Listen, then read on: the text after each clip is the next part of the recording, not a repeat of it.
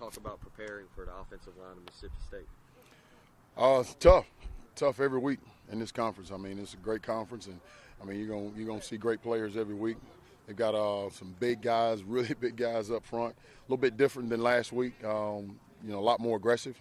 Last week with Missouri and those guys, they were a little bit more, I won't say passive, but the way their scheme was a little different. So this is they're gonna run the quarterback and they're gonna get downhill, and so we gotta be aggressive and we gotta set the tone up front. With everything that happened on Saturday night, you noticing a kind of a new sense of excitement and urgency among the players first 2 days? Well, I think finally after putting one together as playing complete game and playing as a group and pulling one out late. We've had some situations where we let a couple get away from us late, and I think finally pulling that together, the kids felt great about it, and it was a good win, and just gives us a little momentum going into this week. 44 Dixon seems to really be coming along pretty strong. What have you seen from him maybe over the last few weeks that either he's started to do better at, or has it just been consistent production? He's been consistent. I mean, just consistent every time he's gotten in. He's produced. But one thing, we still know that, hey, he understands his role right now, and, that role's getting ready to become bigger. So he knows that, and just told him, hey, keep doing what you're doing. When you get in, make plays. Coming out of a game and seeing Clowney and Quarles at the top of the stat chart, is that a good thing?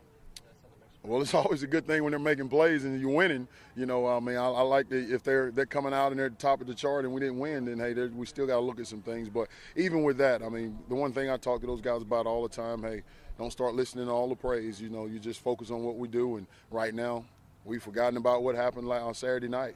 Our focus is on Mississippi State and what we got to do this weekend. Kelsey's last 3 games, his production is pretty dramatically better than the first 4. Has that been because he's playing that much better, or has the production and the numbers just come? Well, I think he's put himself in a situation to make some plays. He's understanding what I'm trying to get out of him, and everybody's doing so much to Jadavion right now that he's producing when he gets the opportunity. He's been focusing on, hey, when he gets one-on-one situations, making plays and getting off, and he's really done a great job with it. Obviously, I'm disappointed with the long touchdown pass that we gave up, and that's one thing that we have to get corrected within these last 4 games that we have to play.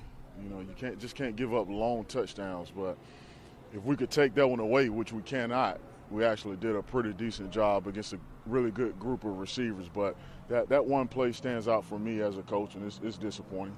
Can you explain that just so to understand what happened? Did Jimmy?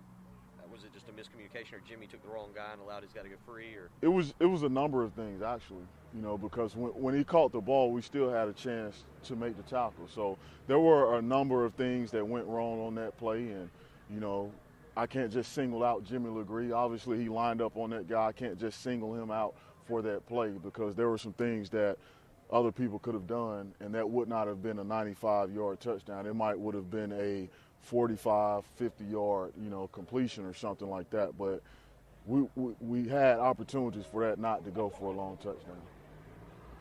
Talk a little bit about the play of Chaz Elder and coming back from that concussion. I know he played a good bit. So. He did. Chaz is coming along.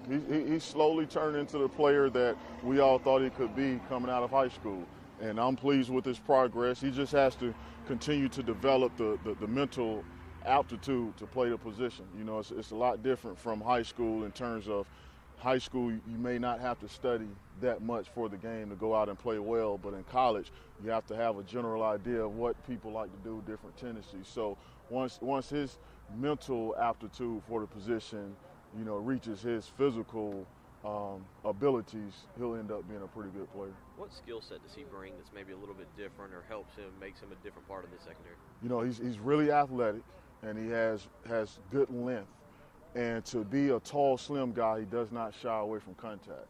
A lot of times, slim guys, guys that are kind of slight of stature, they shy away from contact. But he's a physical player, loves to tackle, and he plays very fast and hard. So he has all of the abilities to be, a really good one.